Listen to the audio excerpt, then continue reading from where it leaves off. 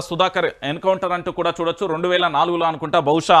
శాంతి చర్చల కోసం వచ్చింది ఇక ఇప్పుడు ఈ విధంగా చూడాల్సి వస్తది అనేది ఎవరు ఊహించలే అంటూ కూడా పూర్తి స్థాయిలో కూడా మావోయిస్టు మాజీలందరూ కూడా చెప్తున్న పరిస్థితి అయితే చూడొచ్చు సో ఛత్తీస్గఢ్ రాష్ట్రం బీజాపూర్లో ఘటన సుధాకర్ది ఏపీలోని ఏలూరు జిల్లా ఆయనపై 50 లక్షల రివార్డ్ అంటూ కూడా చూడొచ్చు ఇక మావోయిస్టులకు మరో గట్టి ఎదురుదెబ్బ తగిలింది పార్టీ కేంద్ర కమిటీ కార్యదర్శి నంబాల కేశవరావు ఎన్కౌంటర్ తర్వాత ఛత్తీస్గఢ్ రాష్ట్రం బీజాపూర్ జిల్లాలో జరిగిన ఎదురుకాల్పులలో అగ్రనేత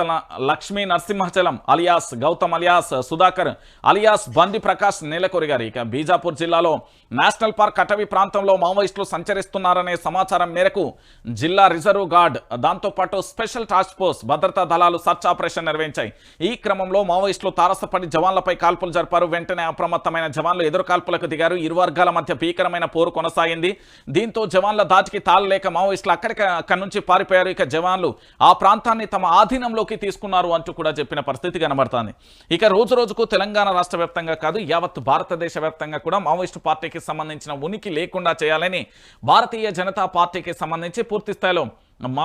భారతీయ జనతా పార్టీకి సంబంధించిన హోంమంత్రి అమిత్ షా సారథ్యంలో జరుగుతున్న ఈ కగార్ ఆపరేషన్కు సంబంధించి పూర్తి స్థాయిలో ఇటు ఛత్తీస్గఢ్కి సంబంధించిన కర్రెగుట్టలలో కానీ ఇటు అన్ని చోట్ల ఇటు జార్ఖండ్ ఛత్తీస్గఢ్ తెలంగాణ దాంతోపాటు ఆంధ్రప్రదేశ్ దాదాపుగా మావోయిస్టు ప్రాబల్యం ఎక్కువగా ఉన్న రాష్ట్రాలలో పూర్తి స్థాయిలో కూడా జల్లెడబట్టి ఎవరూ లేకుండా చేయాలనే ఒక సంకల్పంతో పూర్తి స్థాయిలో మావోయిస్టులను